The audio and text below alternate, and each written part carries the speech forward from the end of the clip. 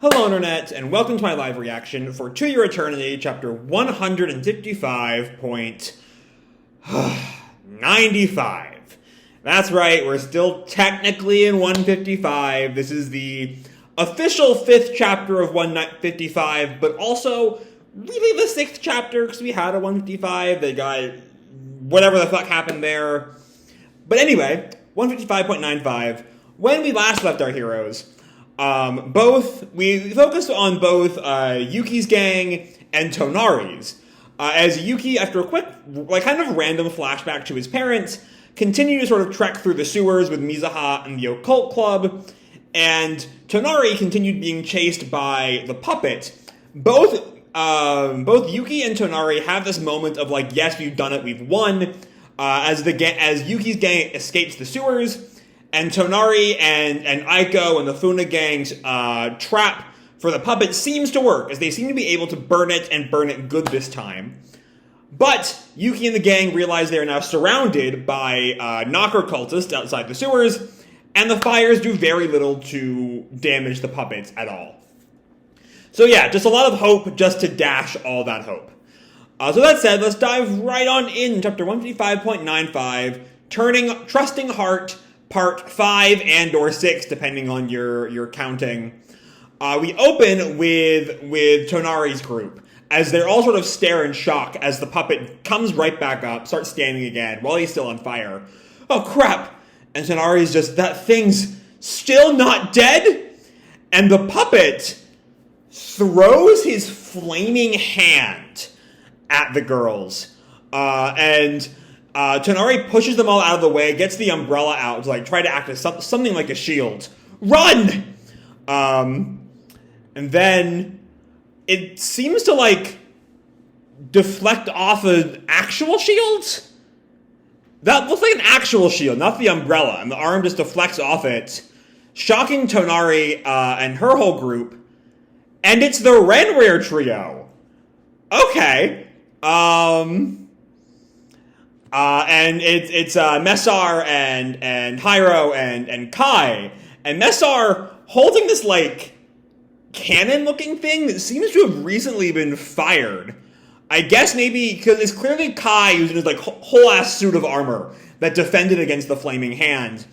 And then there's this panel after Tonari's face, but before we see the trio here. Maybe that's Messar shooting the puppet. I can't quite tell, but it looks like that weapon has been fired recently. Anyway, Messar just comments, the hell was that? And Hyro's just, I know. And Kai, yes, what do you think it was? But also, how do they find out about this? Right? Did Fushi tell them?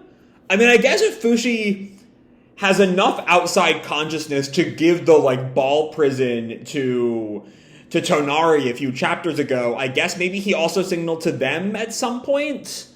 I don't know, because it was a whole thing for a while. It has been the thing, that the gang, beyond Fushi and Mizuha and, the Occult Club and I think Bon, no one else knows about the knockers being back. And Tonari's probably worked it out over the course of this fight. But still, it's weird to see them all of a sudden. Not that I'm complaining or anything. And Aiko comments, Messar-san, Hyro-san, Kai-san, you came to save us. And then this is Saki, I believe. I get Saki and Kasebe confused all the time. But yeah, that is Saki, who's just, you know these guys? And Aiko tells her, they're Fushi-san's allies, which I think is maybe the first time that, the non-Funa members of the Funa gang are really aware of the idea that, Fushi has allies. Which is, a kind of a weird concept for, your average middle school girl in, the present day. But Hyro tells them, Tonari-san's pet Lagarde told us we were needed. Oh, right, because there was that bit where she sent Lagarde off. Way back when we started this whole fight. And Messar asks, does Fushi know about this? And Hyro tells the other two, it seems Bon is headed to his presumed location. Which, does Bon know right, because Bon would know, because the ghost would have told them all about where Knocker HQ is. So if Bon is back in Yanome, I thought he was still doing that, press tour from a while back. I don't know. Anyway, Kai comments, do you think he'll be alright alone? And just then, a sword comes like... Oh, I think we're back with the cultists. A sword lands in front of the cultists, as I'm assuming this is Hyro's line. Apparently, he isn't going alone. Oh, fuck. It took me a moment to realize who the fuck this was. It wasn't until Yuki's line, because we're back with the Occult Club. And it's fucking Hirotoshi, who should be in jail on account of being a fucking pedophile. But okay.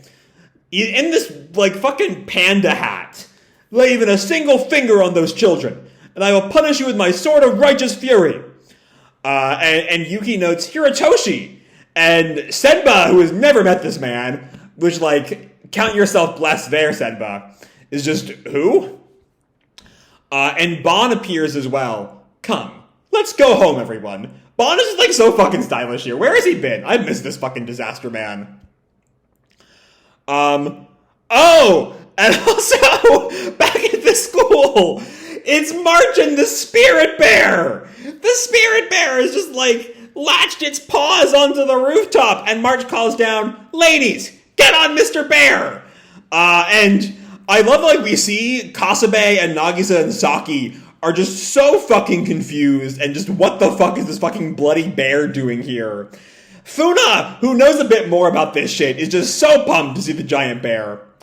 But anyway, the flaming puppet is still approaching the Renrir trio as the girls get on the bear. And Messar comments, this thing's tough. And Hyro asked him, do you think we can handle it without Fushi-san's help? And Messar just tells him, we will. And the puppet just, like, is still burning as it looks at them. And it lunges at them. Messar shoots at it, as does Hyro with his crossbow. But the puppet just keeps on going. That's where we leave off. I will say, this does not feel like the end of a chapter. Like, last week's ending felt much more like the end of a chapter than this one does. This feels like just a random cut. So are we going to get, like, 155.99 next week? I'm just saying, that's a distinctive possibility, I feel.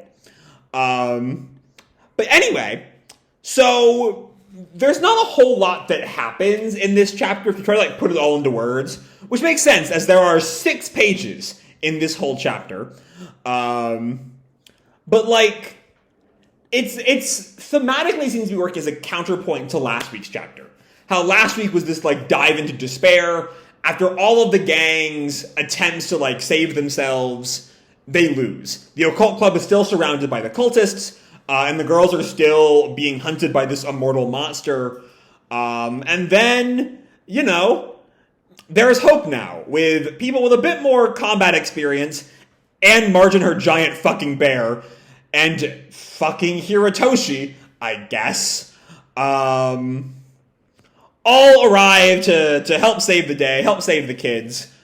And, I mean, it's a little bit up in the air how much good that's going to do. Like, obviously, you know, the girls getting on the Spirit Bear are going to be safe from the puppet, but it's unclear what the Renville trio can really do here, if all of the plans to take down this puppet have failed before now.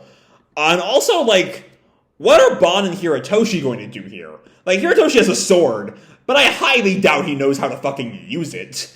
You know, he's like, I think him and the sword feels like the weeb who, like, has a katana on the wall and talks about how fucking cool it is, how he has this katana and he can't fucking use it for shit. That's how I feel like Hirotoshi here. Also, I don't think he should be in the cast because I hate him. But anyway, Bon has this, like, come, let's go home, everyone. And I don't really know what Bon is going to do here. I don't know. But it's hope. Everyone was, like, drowning in despair. And now there's a little bit of hope. There's a little bit of a chance that the day might be had. Our heroes might come out with their lives intact. It's still kind of rough going as we end with, like, the burning puppet rushing at the Renrir trio. But there is hope to be had, which is more than you could say last chapter. So yeah, all in all, shit's going down. And the plot continues to move. And there's just a little bit more hope in the air than there was a week ago. So with that said, I'm going to leave this video off here. Hope you'll enjoy the chapter and the video itself. If you did, feel free to drop me a like or subscribe, or, do whatever makes you happy, And as always, your life is your own, okay? Bye!